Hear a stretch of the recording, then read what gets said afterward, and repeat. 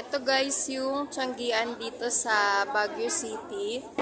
Yan. Ito rin guys yung nasa night market. Pag gabi, lumilipat sila dun sa Burnham Park.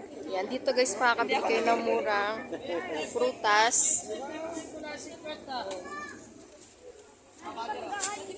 Yan guys, ang daming bumibili. Murang prutas at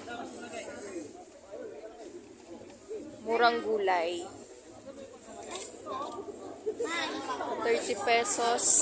50 pesos lang per balot. Yes po, kahit ano po dyan, 50. Kahit ano daw guys, 50 pesos lang. Baguio veggie, Sa Manila, napakamahal ng gulay. Dito sa Baguio City, ang mura ng gulay guys. Yan. Lahat ng balot, 50 pesos lang.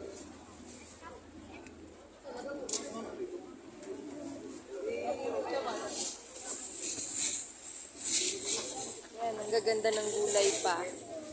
hindi pa ano. Mura na, ang gaganda pa ng mga gulay.